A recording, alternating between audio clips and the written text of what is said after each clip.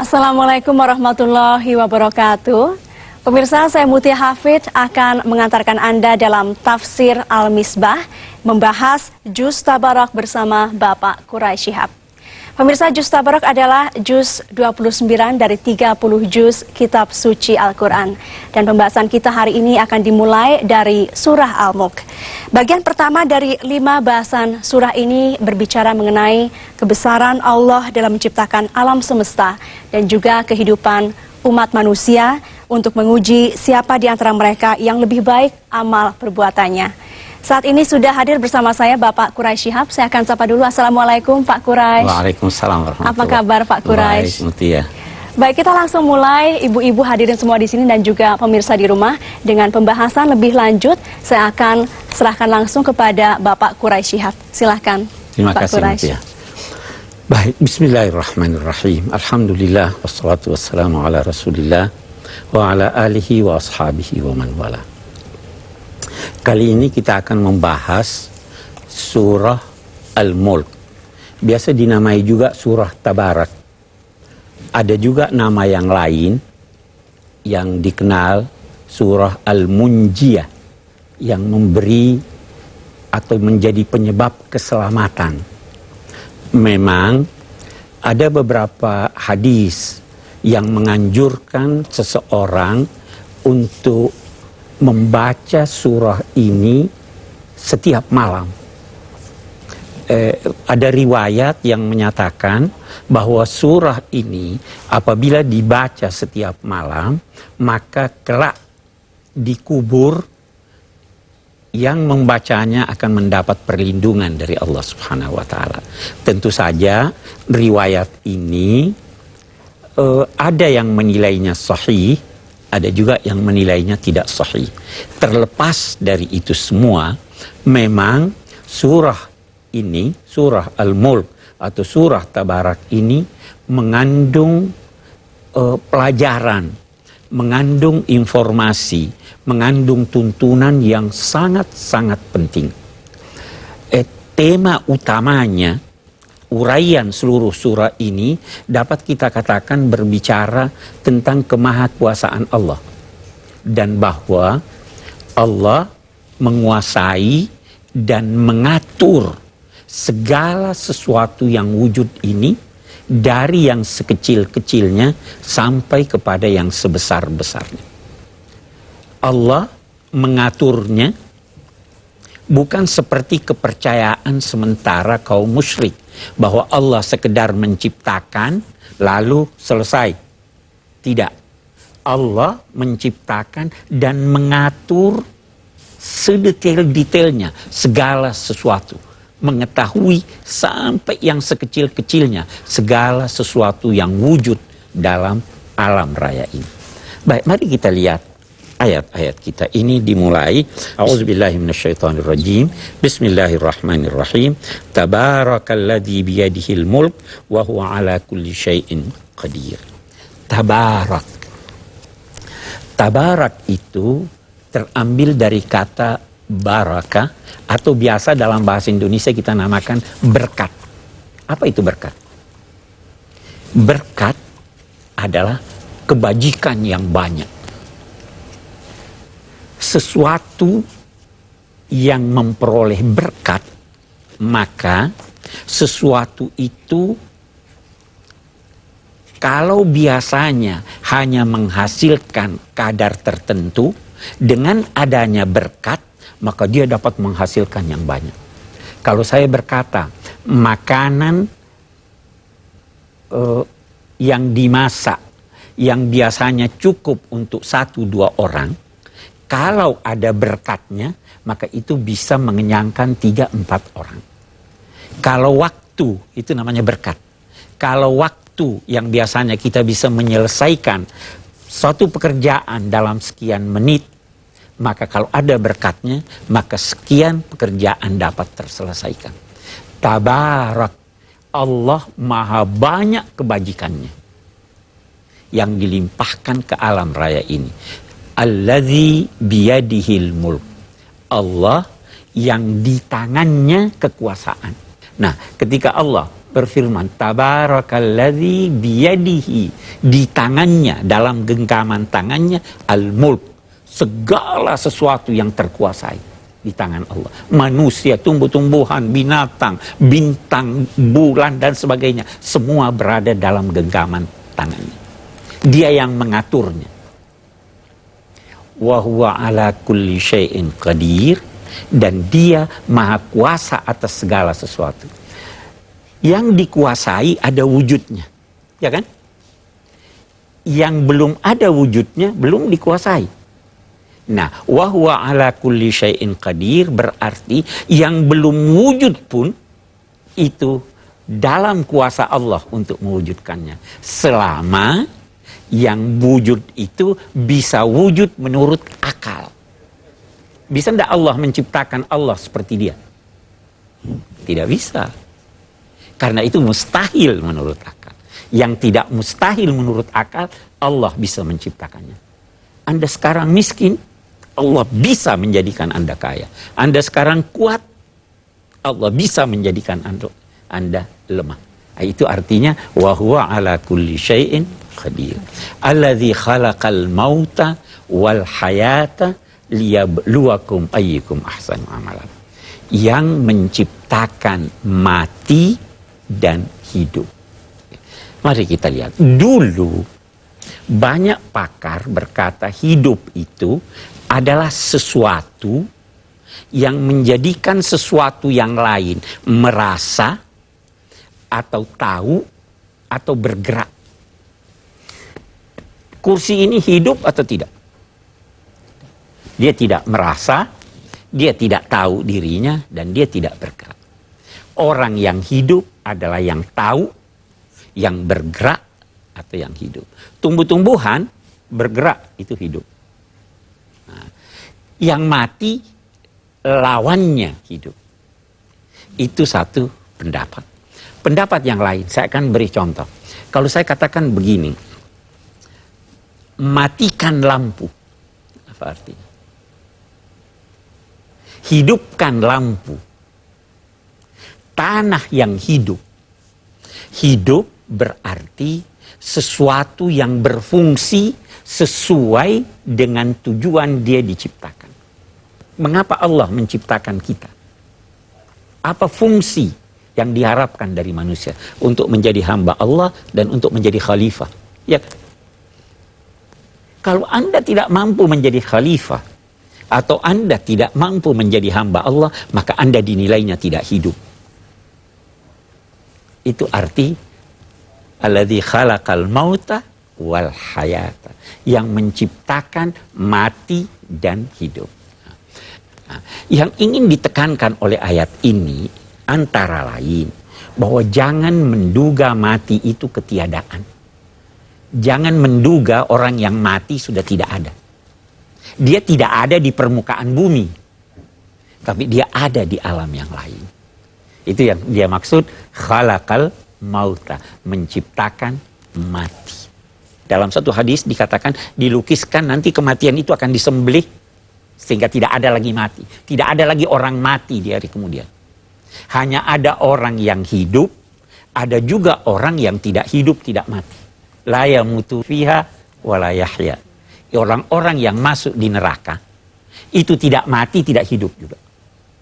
Ayat ini menekankan tentang mati terlebih dahulu karena kematian itu menggugah kita untuk mengingat Tuhan. Orang yang lupa mati itu lupa Tuhan. Nah, jadi ayat ini berkata, alladzi khalaqal mauta wal hayata liyabluwakum ayyukum ahsanu amala. Untuk menguji kamu. Nah, ujian Tuhan ada dua macam. Ada yang menyenangkan Anda, ada yang menyusahkan Anda. Kekayaan, ujian Tuhan. Kemiskinan, ujian Tuhan. Nikmat yang diperoleh, ujian Tuhan. Kita semua mengalami ujian Tuhan. Tapi ingat, Al-Quran mengingatkan, fa'ammal insanu iza mabtalahu rabbuhu akramahu wa na'amahu fayaqulu rabbi akraman. Ada orang kalau dapat nikmat, dia berkata, oh Tuhan senang pada saya. Ada juga orang Kalau dapat kesulitan berkata, oh Tuhan menyiksa saya. Allah berfirman, kalla. Kesenangan dan kesusahan bukan tanda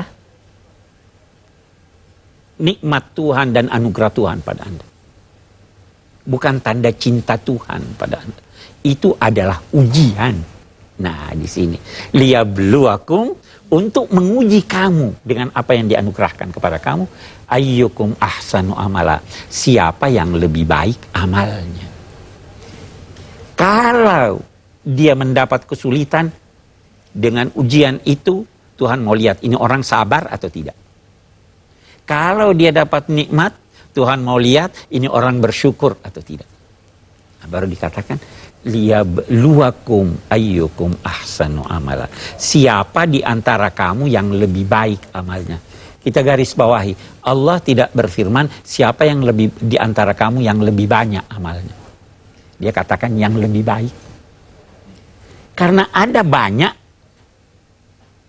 dikalahkan oleh sedikit yang berkualitas. Saya mau beri contoh. Satu orang hari pertama Ramadan salat tarawih 20 rakaat atau 30 rakaat. Hari kedua 30. Hari ketiga mungkin tahajudnya ini. Setelah hari ke-15 salatnya turun.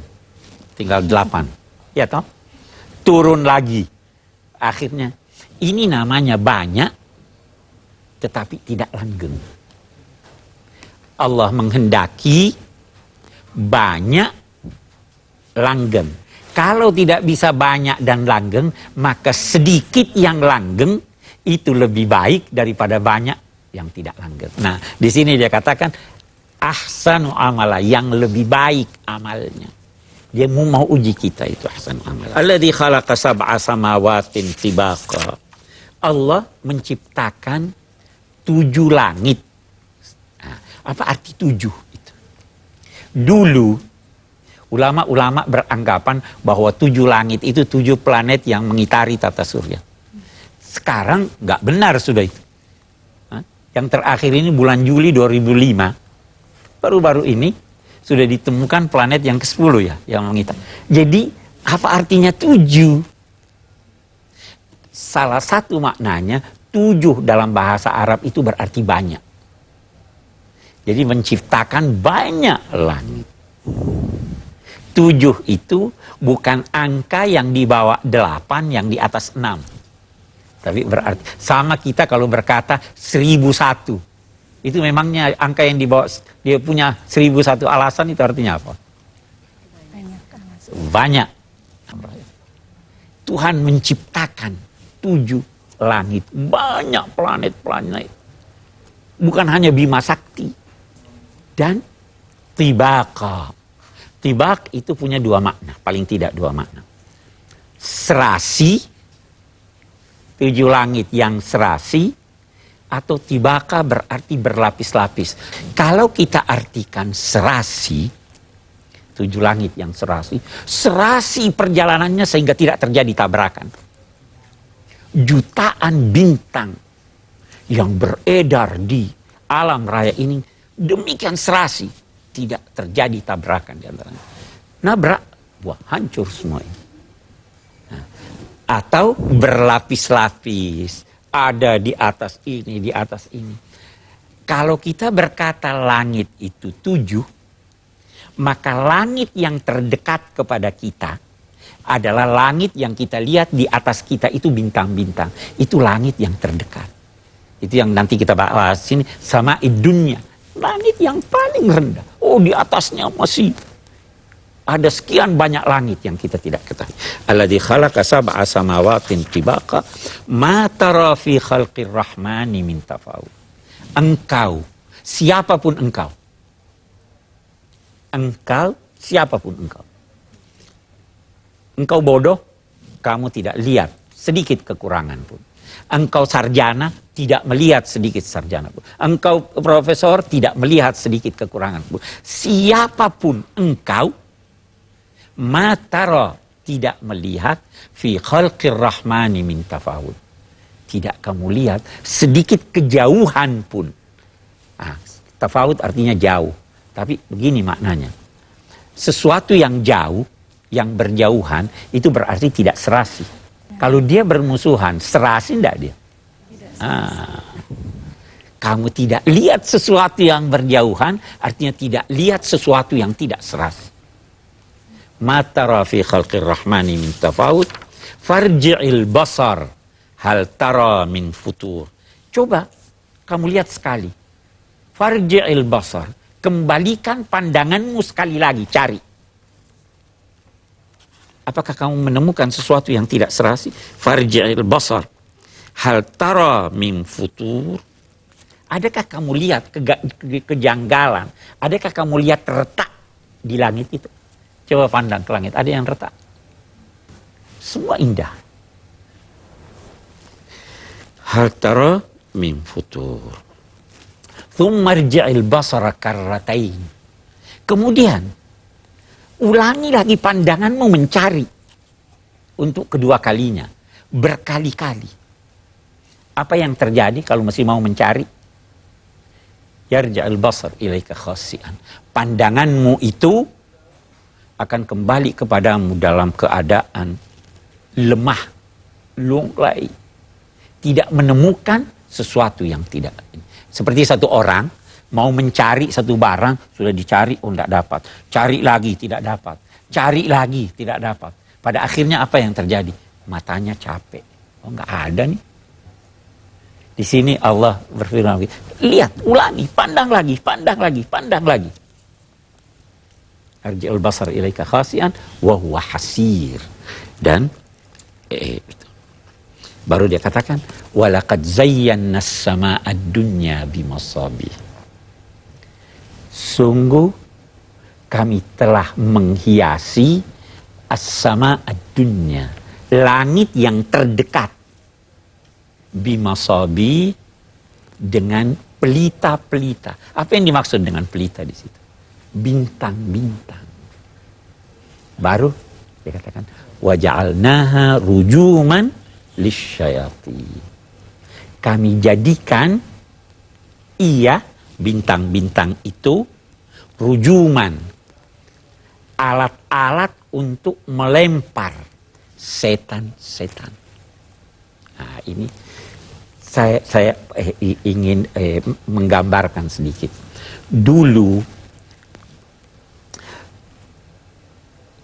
sebelum Nabi Muhammad Sallallahu Alaihi Wasallam lahir atau diutus, itu setan-setan jin leluasa naik ke langit. Dia mendengarkan percakapan malaikat. Dia mendengar satu atau dua, dia turun ke bumi, ada dukun-dukun berhubungan dengan jin dan setan. Dia beritahulah percakapan di atas itu, tapi dia tambah-tambah. Nah, itu sebabnya biasa ada peramal-peramal yang benar sebahagian, tapi sebagian yang lain bohong. Ya toh. Nah, itu karena dia ini. Nah, begitu Nabi Muhammad SAW lahir atau diutus, pendapat lain, setan-setan ini dilontar dengan bintang-bintang. Sebentar saya akan terangkan apa yang dimaksud dengan melontar dengan bintang-bintang. Sehingga mereka naik tidak bisa mendengar. Atau berusaha naik, mendekat, baru dengar sedikit, dia sudah terlontar, dia lari ke bumi. Nah, itu di suratul Jin, kita akan bahas nanti insya Allah suatu ketika. Wa anna lamasnas samaa'a, kami ini mendekat ke langit, kemudian kami menemukan diri kami dilontar. Sekarang begini, dulu banyak ulama yang berpendapat bahwa yang digunakan melontar setan-setan itu adalah bintang-bintang itu. Tapi mereka juga berkata rasanya sulit dimengerti ini. Masa bintang yang begitu besar melontar? Nah, datang yang lain berpendapat lain. Sebenarnya katanya pendapat kedua, yang alat yang digunakan melontar itu adalah meteor. Kan ada meteor. Tetapi pendapat ini pun tidak disetujui oleh banyak ulama. Yang pertama disebabkan karena meteor itu bukan berasal dari bintang. Padahal ayat ini berkata bintang-bintang. Kami jadikan bintang-bintang itu sebagai alat untuk melontar. Nah, kalau demikian apa? Dia katakan yang dimaksud adalah sinar-sinar kosmis yang datang bersumber dari bintang-bintang itu. Jadi bukan bintangnya, tetapi sinar yang memang ada sinar-sinar dari luar angkasa ini yang bisa menciderai setan jin yang berasal dari api itu, bisa juga menciderai kita manusia. Ada sinar-sinar yang bisa menciderai kita. Nah, di sini Allah Subhanahu wa taala berkata, kami jadikan bintang-bintang ini hiasan sekaligus juga untuk melontar setan jin, yakni sinarnya digunakan untuk melontar. Waja'alnaha rujuman lisyayatin. Ada hal ketiga, ada pendapat lain. Ibu-ibu ini biasa melihat di koran kan, bintangnya ya. Iya. Oh, anak-anak, ibu-ibunya tidak. Baguslah kalau ibu-ibunya tidak. Rajman bil ghaib itu artinya menduga, menerka yang gaib. Setan-setan ini atau bintang-bintang ini dijadikan sebagai alat untuk menebak nasib. Boleh enggak itu? Gimana itu? Enggak boleh? Wah, syukurlah kalau enggak boleh. Kalau iseng. Nabi SAW bersabda bahwa Allah tidak menciptakan bintang kecuali untuk 3 tujuan. Lebih dari itu tidak boleh. Apa yang 3 itu? Yang pertama, hiasan. Ya kan? Yang kedua, rujuman lisyayatin, sinar kosmis yang ada di sana untuk. Yang ketiga, wabin najmihum yahtadun. Dengan bintang-bintang itu manusia dapat mengetahui arah. Sampai sekarang itu begitu, kita di laut, oh ini ada bintang, ini ada bintang itu, ini arahnya ke sana.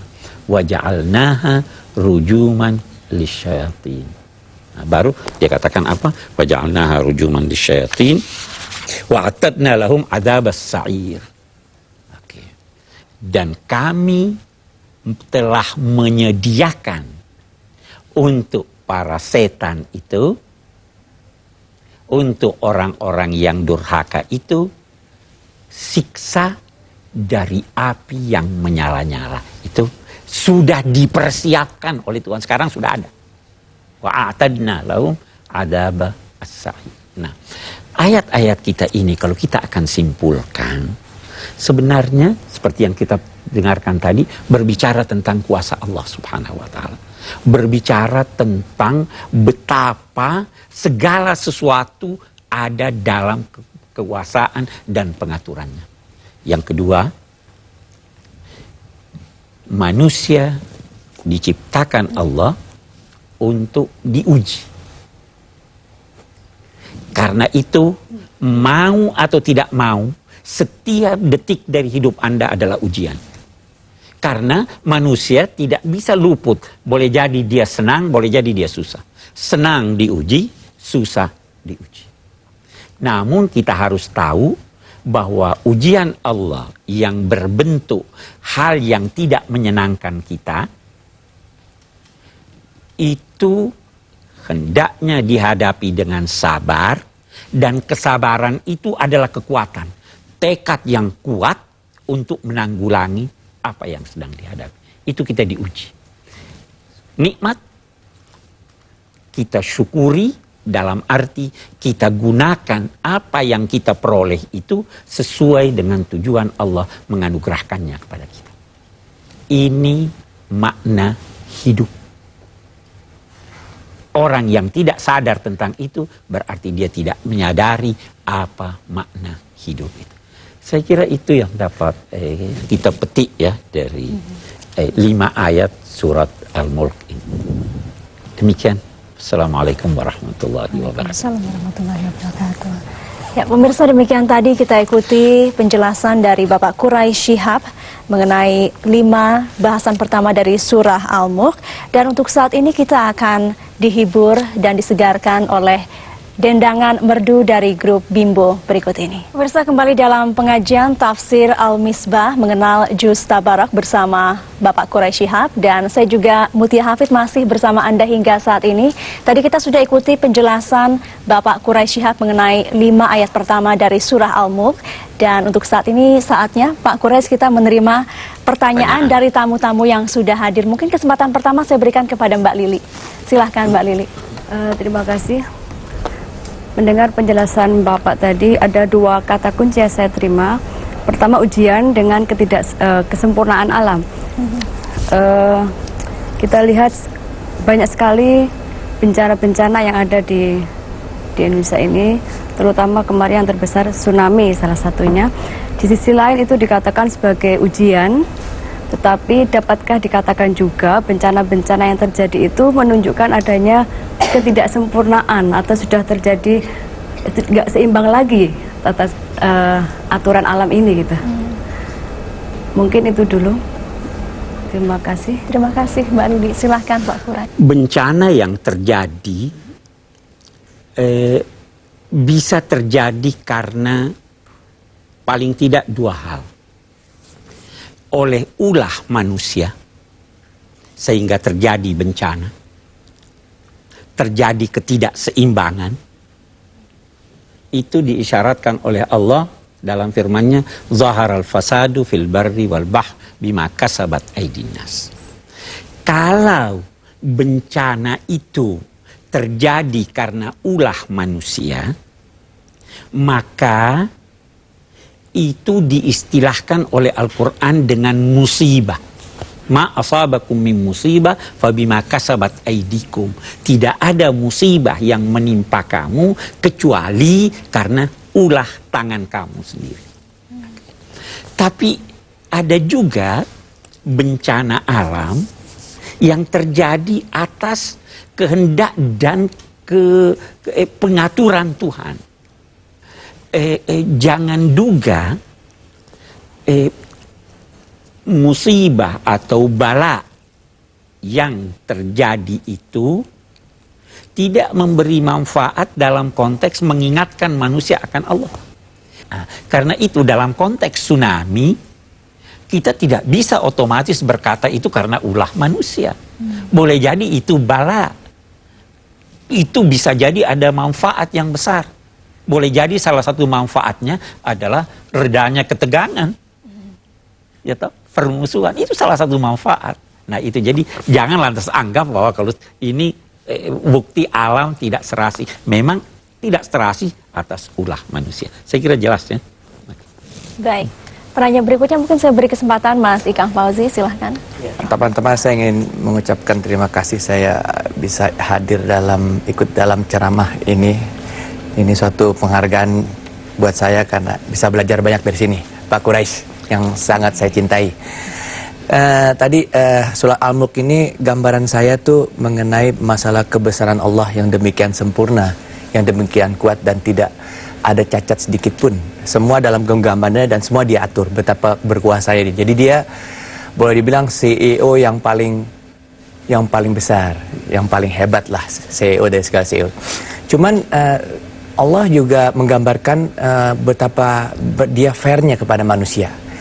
Bahwasannya manusia diberikan peranan di sini dengan cara diuji, ya kan? Diuji dengan caranya tadi Pak Quraisy bilang bahwasannya ujian itu bukan berarti suatu ungkapan kasih sayangnya gitu loh. Bahwasannya orang yang diuji terlalu banyak berarti dia bukan berarti dia tidak suka atau dia suka, karena yang namanya ujian itu bisa dalam bentuk kebahagiaan ataupun dalam bentuk penderitaan.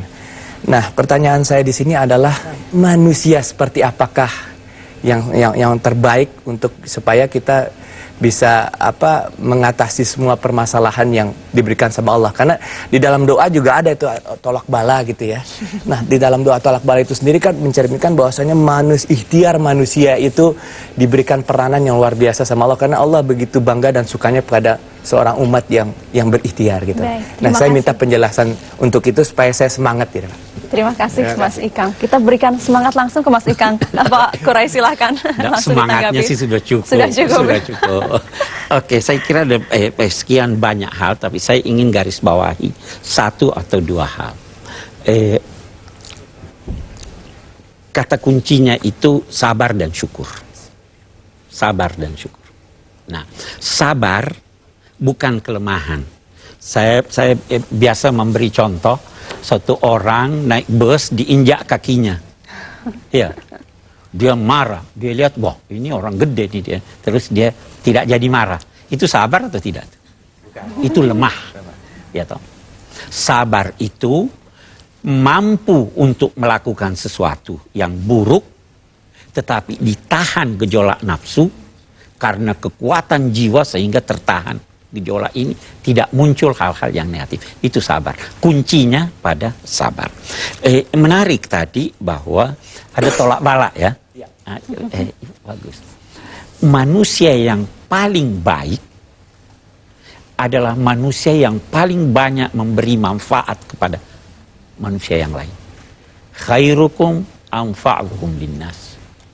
Semakin banyak manfaat Anda berikan pada orang lain, semakin banyak Anda menghibur orang lain. Ya. Selama hiburan itu sesuai dengan ini, koridor agama, semakin baik Anda. Nah, biasa orang tolak bala lantas bersedekah. Ya toh? Nah, itu dalam konteks menolak bala ini dalam konteks memberi manfaat kepada manusia. Jadi sebenarnya memberi manfaat kepada manusia, memberi manfaat kepada makhluk, itu adalah salah satu fungsi utama manusia yang baik. Semakin baik, itu sebabnya dikatakan ad-dinul muamalah. Beragama itu adalah interaksi harmonis. Semakin baik interaksi Anda, semakin beragama Anda. Semakin buruk, semakin tidak beragama Anda. Nah, interaksi itu dengan Tuhan, dengan sesama manusia, dengan lingkungan, tumbuh-tumbuhan, binatang, dan dengan diri sendiri. Kuncinya di situ. Saya kira. Berikutnya langsung kepada Mas Wahyu Widayana. Silahkan Mas Wahyu. Terima kasih Mbak Mutia. Tadi dikatakan bahwasanya inti daripada kehidupan ini sebenarnya adalah sabar dan syukur. Yang saya tanyakan adalah mana yang lebih baik, apakah orang kaya yang bersyukur atau orang miskin yang bersabar di sisi Allah Subhanahu wa Ta'ala. Kemudian di awal surat di sini dikatakan tabarakallazi. Di dalam Al-Qur'an hanya ada 2 surat yang didahului dengan kata tabarakallazi, yaitu surat Al-Mulk dengan surat Al-Furqan. Nah, yang ingin saya tanyakan, apakah hubungan di antara kedua surat itu sehingga kita bisa begitu menyelami mukjizat Al-Quran yang demikian komprehensif dan lengkap sekali informasinya? Terima kasih. Saya jawab yang terakhir dulu. Tabarakalladzi biyadihil mulk menggambarkan banyaknya anugerah Tuhan yang bersifat material. Alam raya ini. Tabarakalladzi nazzalal furqan, banyaknya anugerah Tuhan yang bersifat spiritual. Al-Quran itu spiritual. Di sini alladzi biyadihil mulk, yang di tangannya kekuasaan langit, bumi dan sebagainya. Oke? Nah, karena itu kata tabarak tidak tepat diartikan maha suci. Karena tabarak itu di terjemahan seringkali maha suci. Tabarak itu artinya banyak anugerah. Maha suci itu artinya menghindarkan dari Tuhan hal-hal yang buruk atau tidak sempurna. Ini menghindarkan dan ini menetapkan. Oke, itu satu. Yang kedua, yang mana lebih baik kaya yang bersyukur daripada miskin yang sabar? Saudara mau kaya atau tidak? Lebih baik kaya yang bersyukur. Karena kalau Anda kaya, Anda bisa membantu orang selama Anda bersyukur. Karena miskin, Anda tidak perlu bekerja untuk jadi miskin. Tapi kalau kaya, Anda perlu bekerja. Padahal di sini kita dituntut untuk banyak amal yang bermanfaat. Nah, di sisi lain, kenapa dia lebih baik? Karena kekayaan itu, yang kaya itu seringkali lupa Tuhan karena kaya. Yang miskin itu lebih bisa ingat Tuhan. Nah, jadi kalau dia kaya dan bersyukur, itu jelas lebih baik daripada miskin yang sabar, ya kan? Saya kira itu. Jelas ya, Mas Wahyu ya. Baik, sayang sekali waktunya sudah habis. Ibu-ibu yang ingin bertanya mungkin lain kesempatan bisa bertanya langsung pada Pak Quraish Shihab. Terima kasih sebelumnya kepada ibu-ibu dari Taklim, Zikir, dan Ilmu Nur Allah Pesona Kayangan Depok. Juga kepada tamu kami hari ini, Mas Ikang Fauzi, terima kasih. Mbak Lili, terima kasih. Dan juga Mas Wahyu Widayana, terima kasih. Dan tentunya Pak Quraish Shihab, terima kasih sudah bersama kami hari ini. Insya Allah ke depannya, hari-hari ke depan kita akan melakukan tadarus ini bersama ya, Pak Quraish. Terima kasih juga pada Metro TV. Terima kasih. Baik, dan pemirsa, Allah telah membentangkan kekuasaannya melalui penciptaan alam semesta ini. Tapi ternyata masih ada juga sekelompok orang yang mengingkari, tidak mau tunduk kepadanya. Kita akhiri di sini, kita akan jumpa lagi dalam episode berikutnya. Saya Mutia Hafid bersama seluruh kerabat kerja Tafsir Al-Misbah mengucapkan terima kasih. Assalamualaikum warahmatullahi wabarakatuh.